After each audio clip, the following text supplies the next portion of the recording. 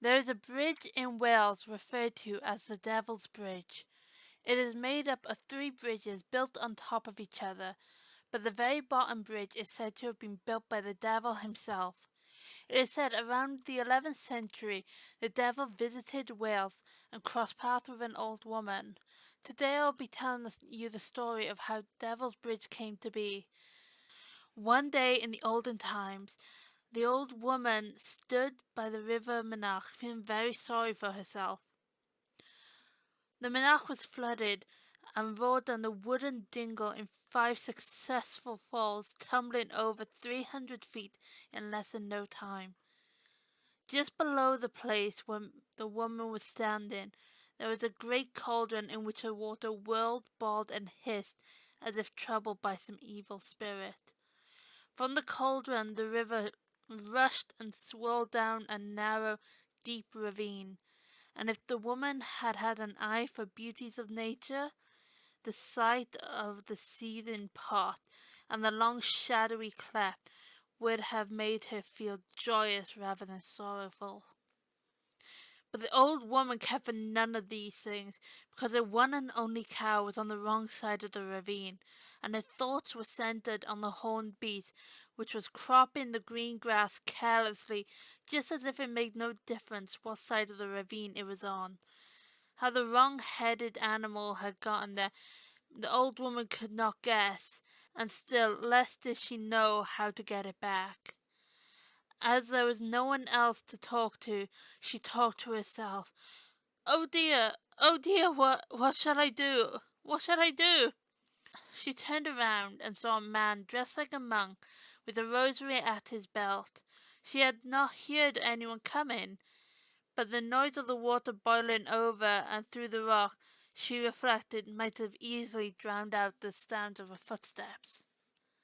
And in any case, she was so troubled about the cow that she could not stop wondering how the stranger had come up.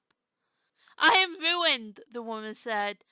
There is my one and only cow, the sole support of my old age. On the other side of the river, I don't know how to get her back again. Oh dear, I am ruined. Do not worry about that, the monk said. I'll get her back for you. How can you? The woman asked, greatly surprised. I'll tell you, answered the stranger. It is one of my amusements to build a bridge, and if you like, I'll throw a bridge across this chasm for you. Well, indeed, the old woman said.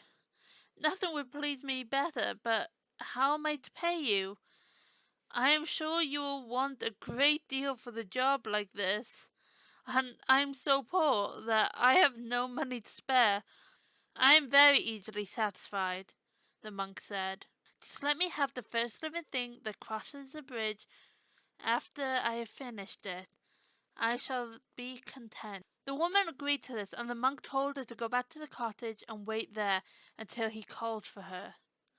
Now the woman was not half such a fool as she looked, and she noticed, while talking to the kind and obliging stranger, that there was something rather peculiar about his foot.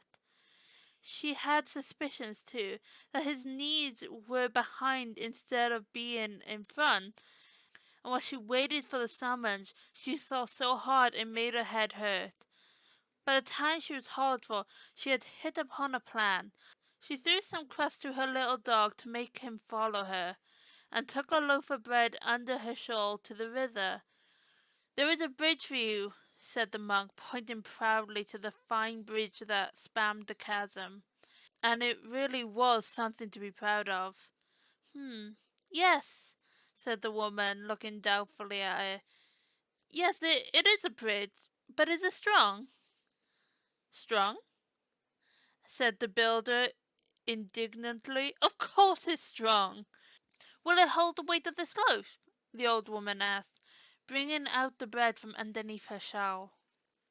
The monk laughed scornfully. Hold the weight of this loaf? Throw it on and see. So the woman rolled the loaf across the bridge, and her dog followed. Yes, it will do, said the woman. And kind sir, my little dog is just the first living thing to cross the bridge. You are welcome to him, and I thank you very much for the trouble you have taken. Tuh, the silly dog is no good to me, the stranger said very crossly, and within that he vanished from space. From the smell of brimstone which he left behind, the woman knew what she had suspected. It was the devil whom she had outwitted. And this is how the Devil's Bridge came to be. It is said that the devil was so humiliated he had never returned to Wales. At least no sightings of him have been reported. To this day you can still visit Devil's Bridge. But the question I propose to you, do you believe the devil built the bridge?